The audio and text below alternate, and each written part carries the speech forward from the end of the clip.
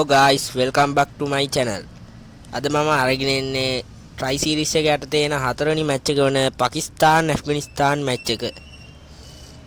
අපි එහෙනම් තරගයට යමු. පළමු කාසිය වාසිය දිනාගෙන ඇෆ්ගනිස්තානේ බැට් ගන්න බැවිනවා. මේ තියෙන පොයින්ට් ටේබල් එක. පාකිස්තානේ තා පෙරමුණේ දෙන්නේ මේ තරගේ ජයග්‍රහණය කිරීම නිසා. ඔවුන් දෙදෙනා පිටියට පිවිසෙනවා. ගුරුබාස් සමග සද්රාන් එකතු වී 43ක විතර සබඳතාවක් පවත්වනවා පවර් ප්ලේ එක අවස්ථාවේදී. මේ අවස්ථාවේදී ගුරුබාස් 6 පහරක් කෙල්ල කරනවා. සද්රාන් 4 රන්.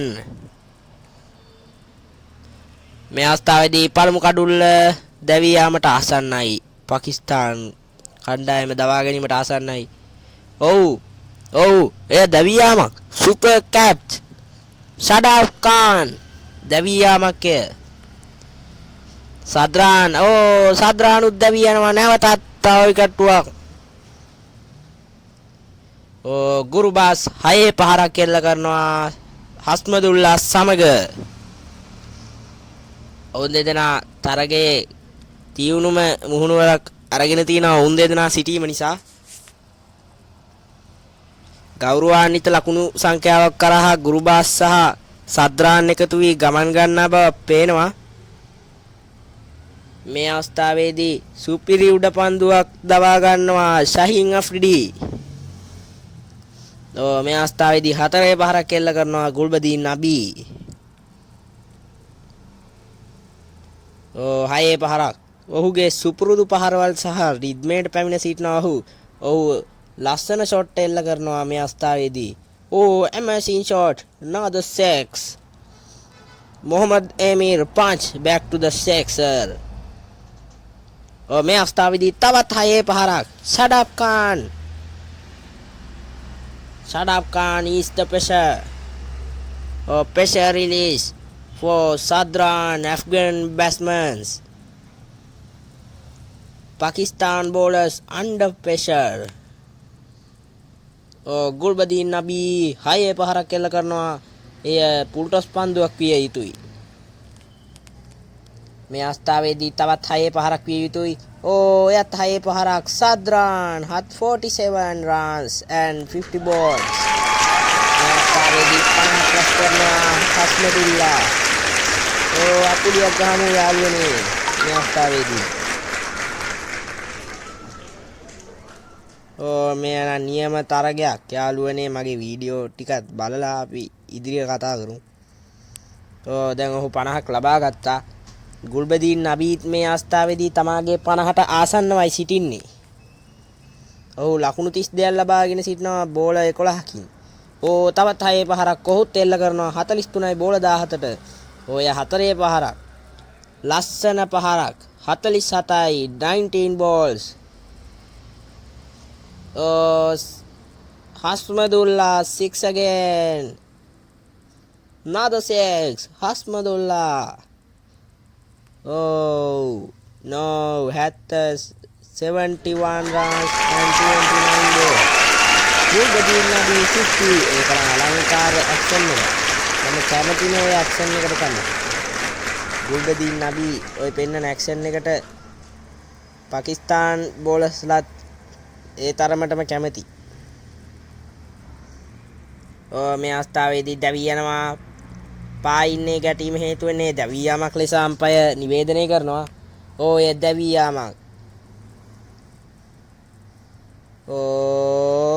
Gone. Gulbadeen Nabi end of the inning 59 for 35 balls. මේ අවස්ථාවේදී පිට කඩුළු යමින් තිබෙනවා. Overseas 205 wicket 71යි 30යි. නියමයි. මොහමඩ් එමීර් 34යි විකට් 2යි. මේ අවස්ථාවේදී තමාගේ ඉනිම හඹා යාමට පැමිණෙනවා පාකිස්තානු කණ්ඩායම. ඔවුනුත් යම්තාක් දුරට අසීරුතාවයකට පත් වුණා. පවර් ප්ලේ අවස්ථාවේදී පසු මේ පේන්නේ පවර් ප්ලේ අවස්ථාවේදී ඇෆ්ගන් බෝලර්ස්ලාට පාකිස්තාන් බැට්ස්මන්ලා දාගෙන ගහන හැටි. හොඳින් පන්දු යැවීමක සිදුවත් ඔවුන් ලකුණු ලබා ගන්නවා කිසිදු බයක් සැකකින් තොරව. රිස්වාන් සුපිරි පහරවල් ටිකක් ගහන ගමන් ඉද්දි ඔහු සුපිරි තරගයක් දෙමින් සිටියේදී ඔහුව දබා ගැනීමට සමත් වුණා. එයින් පන්නරේගත් ඇෆ්ගන් බෝලර්ස්ලා පිට කඩුළු ලබා ගන්නවා. අපි මුලින්ම රිස්වාන් අවුට් වෙන එක බල්ලයිමුකෝ. රිස්වාන් දැවී යනවා ලකුණු 21ක් ලබා ගැනීම බෝලාටට. සුපිරි ස්ට්‍රයික් රේට් එකක සිටිය ඔහුව දබා ගත්තේ නැත්නම් ලංකාවට ගොඩක් දුරට පාඩුවක් වීමට සිදුව තිබුණා. මේ අවස්ථාවේදී පවර් ප්ලේ එකට ලකුණු 50ක කඩයිමකට ලං වෙන සීමාවක් තියෙන්නේ යාළුවනේ. මේ අවස්ථාවේදී තවත් 4 පහරක් එල්ල කරනවා බාබර් අසම්. ඔවුන් දෙදෙනා 50ක සමබරතාවක් යොමු කරනවා. මේ අවස්ථාවේදී අහමඩ් 6 පහරක්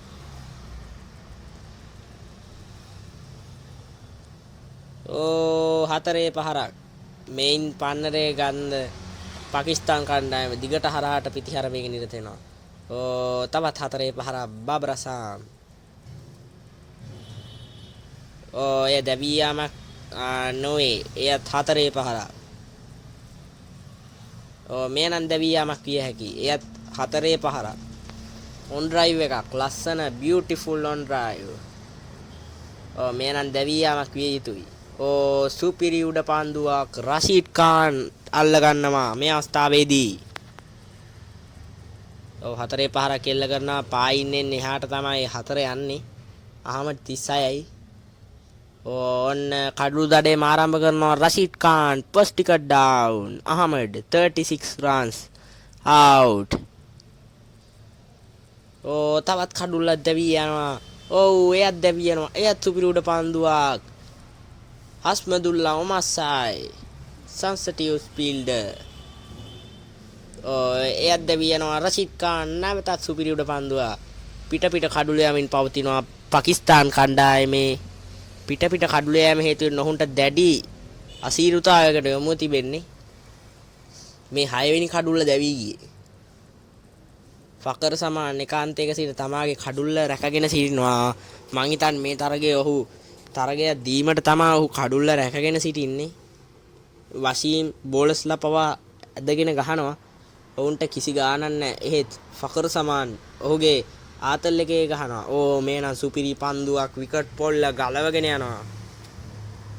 මේ අවස්ථාවේදී සහින් අෆ්රිඩිත් 4ක් එල්ල කරනවා. මෙයත් 4ක් නෑ. එය 6 පහර. එය දැවී යාමක්.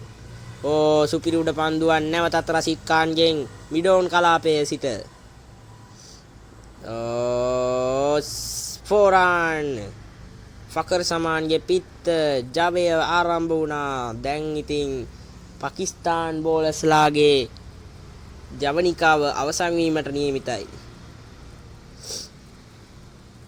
මේ අවස්ථාවේදී ඇෆ්ගනිස්තාන් බෝලර්ස්ලාට අම්මාව සොයාගෙන යාමට පවා සිතෙනු ඇත මේම පෙහාර හමුවේ. විකට් එකක් දවා ගන්නවා. මේ අවස්ථාවේදී පීඩනය නැවතත් පාකිස්තාන් බෝලර්ස්ලානේ බැට්ස්මන්ලාට සොරි යාළුවනේ. මේ හැරිස් රවුෆ් බෝලර්ස් කෙනෙක් වුණත් ඔහුගේ පිටිහරබේ අලංකාරයි. ඉතා අලංකාරයි. මේ අවස්ථාවේදී හැරිස් රවුෆ් තමා එක්කාන්තයක සිට ෆකර් සමාන්ට උදව් කරමින් සිටිනවා. තමාගේ සගයා වන ෆකර් සමාන්ට උදව් කරමින් සිටිනවා. ෆකර් සමාන් තමාගේ ජීවයගත් අන්තිම ඕවර්ස් දෙකේදී තරගයේ ජයග්‍රහණය පියුසුමට ළඟා වේද කියලා අපි බලමු.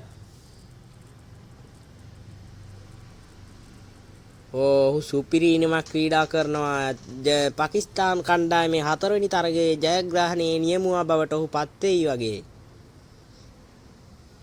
ඔහු 50ක් ලබා ගැනීමට ආසන්නයි. එය 6 පහරක් සුපිරි පහරක්. 6 පහරක් ලබා ගන්න.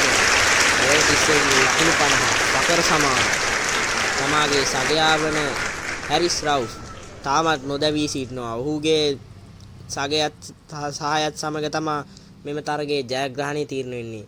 ලාස්ට් ඕවරයට ලකුණු 18ක් අවශ්‍යයි. පළමු පන්දුවෙන්ම 6 පහරක ජවයක් ලබා ගන්නවා හැරිස් රවුෆ්. මෙම පන්දුවට 4 පහරක් ලබා ගැනීමෙන් තරගය ඔවුන් වෙතට ගෙන එනවා. තව ලකුණු 8යි අවශ්‍ය වෙන්නේ බෝල 4ට. බලමු බෝල තුන්ට ලකුණු 7ක් තිබියදී මෙම එල්ල කරපු 6 පහර සමග ඇෆ්ගනිස්තාන් බෝලර්ස්ලාට සුපෝරයකටවත් යෑමට සිදුවෙන බව වැටහෙනවා. එහෙත් ඔවුන්ට තව බෝල දෙකට ලකුණයි අවශ්‍ය වෙන්නේ. මේ අවස්ථාවේදී 4 සීමාවට ළඟා කරමින් ඇෆ්ගනිස්තානයේ දෙවැනි ජයග්‍රහණයත් ලබා ගන්නවා. ඇෆ්ගනිස්තාන් මෙම සීරීස් එකෙන් අන්ත පරාජය ලැබූ බව පෙනේ.